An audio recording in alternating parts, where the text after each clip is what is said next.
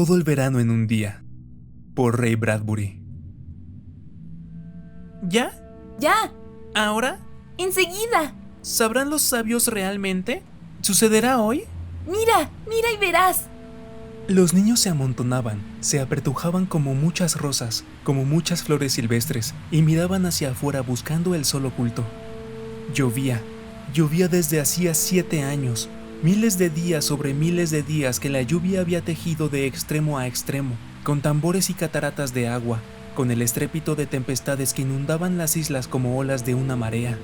La lluvia había triturado 1000 bosques que habían crecido 1000 veces para ser triturados de nuevo. Y así era para siempre la vida en el planeta Venus. Y aquella era la escuela de los hijos de los hombres y mujeres del cohete que habían venido a un mundo de lluvias, a traer la civilización y a vivir sus vidas. ¡Está parando! ¡Está parando! ¡Sí, sí!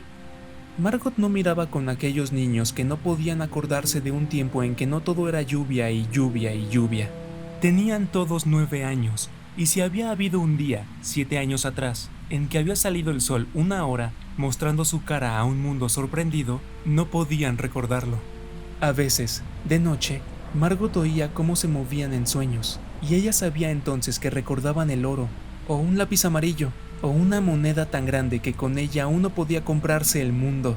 Sabía que creían recordar un calor, un ardor en las mejillas, en el cuerpo, en los brazos y las piernas, en las manos temblorosas, pero luego despertaban siempre al tamborileo trepidante, el interminable tintineo de unos collares de perlas transparentes sobre el tejado, el sendero, los jardines, los bosques, y los sueños se desvanecían.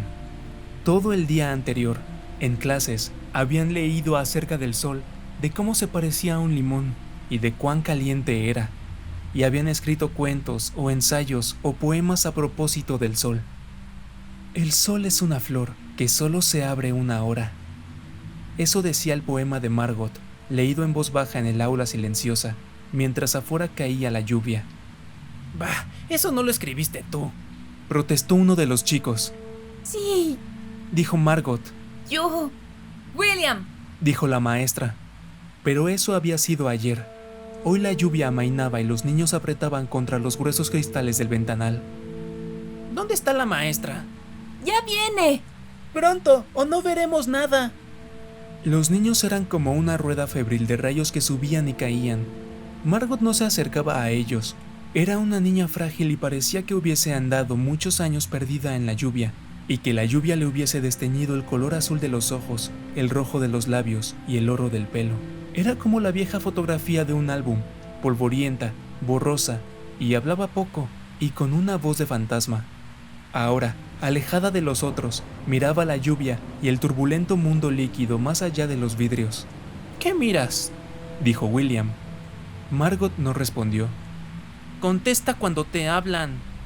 William le dio un empujón. La niña no se movió. Es decir, dejó que el empujón la moviera, y nada más. Siempre la apartaban así. Margot no jugaba con ellos en los túneles sonoros de la ciudad subterránea, y nunca corría con ellos y se quedaba atrás, parpadeando. Cuando la clase cantaba canciones que hablaban de la felicidad, de la vida, de los juegos, apenas movía los labios. Solo cantaba cuando los cantos hablaban del verano y del sol, y entonces clavaba los ojos en los ventanales húmedos. Y además, por supuesto, había otro crimen, más grave. Margot había llegado de la Tierra hacía solo 5 años y aún se acordaba del sol. Recordaba que cuando tenía 4 años el sol aparecía en el cielo de Ohio, todas las mañanas.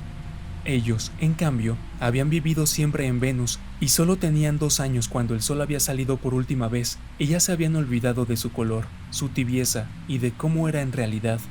Pero Margot recordaba. ¡Es una moneda! Dijo una vez Margot, cerrando los ojos. ¡No! ¡No! Gritaron los niños. Es como el fuego de la chimenea. Dijo Margot. ¡Mientes! ¡No! Gritaron los niños. Pero Margot recordaba, y lejos de todos, en silencio, miraba las figuras de la lluvia en los vidrios. Una vez, un mes atrás, no había querido bañarse en la ducha de la escuela. Se había cubierto la cabeza con las manos y había gritado que no quería que el agua la tocase. Luego, oscuramente, había comprendido. Era distinta, y los otros notaban la diferencia y se apartaban. Se decía que los padres de Margot se la llevarían de nuevo a la Tierra el año próximo, pues era para ella cuestión de vida o muerte, aun cuando la familia perdería por ese motivo varios miles de dólares. Por eso la odiaban los niños, por todas esas razones, de mucha o poca consecuencia.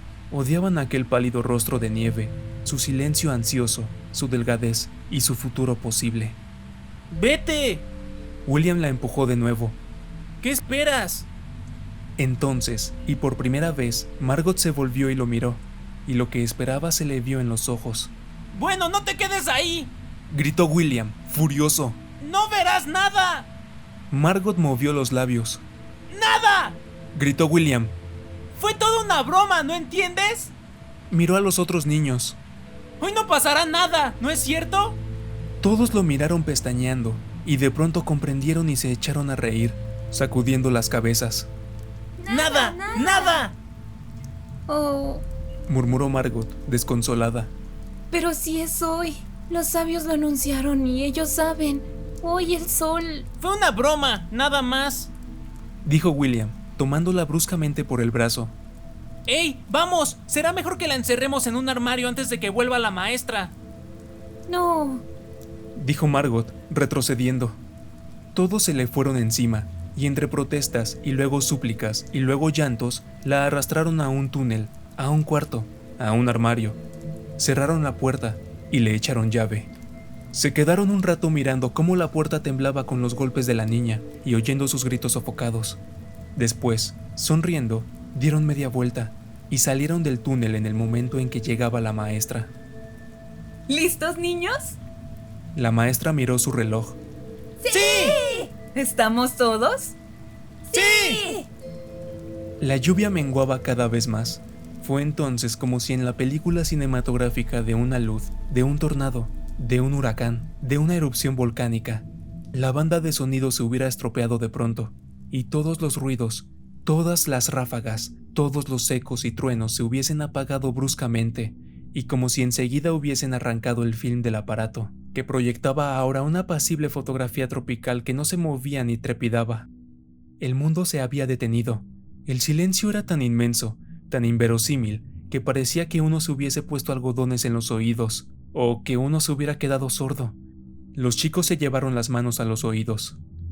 La puerta se abrió, y el olor del mundo silencioso, expectante, entró en la escuela. Salió el sol. Tenía el color del bronce fundido, y era muy grande. Alrededor, el cielo era un deslumbrante mosaico azul. El hechizo se quebró al fin, y los niños se precipitaron gritando hacia el verano. La selva ardía bajo el sol. Bueno, no vayan muy lejos. Les gritó la maestra. Tienen solo 2 horas, que la lluvia no los sorprenda afuera. Pero los niños corrían ya con los rostros vueltos hacia el cielo, sintiendo que el sol les quemaba las mejillas como un hierro candente, y ya se quitaban los abrigos para que el sol les dorara los brazos. Es mejor que las lámparas de sol, ¿no es cierto? ¡Oh, mucho, mucho mejor! Dejaron de correr. Estaban en la enorme selva que cubría a Venus, esa selva que nunca dejaba de crecer, tumultuosamente, que crecía mientras uno la miraba. La selva era un nido de pulpos y extendía unos tentáculos de zarzas carnosas, temblorosas, que florecían en la breve primavera. Tenía el color del caucho y de la ceniza esta selva, luego de tantos años sin sol. Tenía el color de las piedras, del queso blanco y de la tinta. Los niños se echaban riéndose en el colchón de la selva y oían cómo crujía y suspiraba, elástica y viva. Corrían entre los árboles, resbalaban y caían, se empujaban, jugaban. Pero sobre todo, miraban el sol con los ojos entornados hasta que las lágrimas les rodaban por las mejillas. Tendían las manos hacia el resplandor amarillo y el asombroso azul, y respiraban el aire puro, y escuchaban el silencio, y descansaban en él como flotando en un mar inmóvil. Todo lo miraban, todo lo disfrutaban. Luego, impetuosamente, como animales que han escapado de sus madrigueras, corrían y corrían en círculos, gritando. Corrieron toda una hora. Y de pronto, en plena carrera, una niña gimió. Todos se quedaron quietos. De pie, en la selva, la niña extendió una mano. ¡Oh, miren, miren! Dijo. Todos se acercaron lentamente y miraron la mano abierta. En el centro de la palma, como una ventosa, una gota de lluvia. La niña se echó a llorar, mirando la gota. Todos alzaron rápidamente los ojos al cielo. ¡Oh, no! Unas gotas frías les cayeron en las narices, las bocas, las mejillas. El sol se apagó tras una ráfaga de niebla. Alrededor de los niños sopló un viento frío. Todos se volvieron y echaron a caminar hacia la casa subterránea, con los brazos caídos, las sonrisas muertas. El estampido de un trueno los estremeció, y como hojas arrastradas por un viento que se levanta echaron a correr tropezando y tambaleándose. Un rayo estalló a 10 kilómetros de distancia, a 5 kilómetros, a 2, a 1. Las tinieblas de la medianoche cubrieron el cielo. Se quedaron un momento en la puerta del subterráneo hasta que la lluvia arreció. Luego cerraron la puerta y escucharon el ruido de las toneladas de agua, la catarata que caía en todas partes y para siempre. ¿Otros 7 años? Sí, 7 años. De pronto, un niño gritó. ¡Margot! ¿Qué? ¡Aún está en el armario! ¡Margot! Los niños se quedaron como estacas clavadas en el suelo. Se miraron y apartaron los ojos. Miraron de reojo el mundo donde ahora llovía, llovía y llovía, inmutablemente. Tenían unas caras solemnes y pálidas. Cabizbajos, se miraron las manos, los pies. ¡Margot! Bueno, Dijo una niña. Nadie se movió, vamos. murmuró la niña. Lentamente, recorrieron el pasadizo bajo el ruido de la lluvia fría. Entraron en la sala bajo el estrépito de la tormenta y el trueno, con unas caras azules, terribles, iluminadas por los relámpagos. Se acercaron al armario, lentamente, y esperaron. Detrás de la puerta, solo había silencio. Abrieron la puerta, más lentamente aún, y dejaron salir a Margot.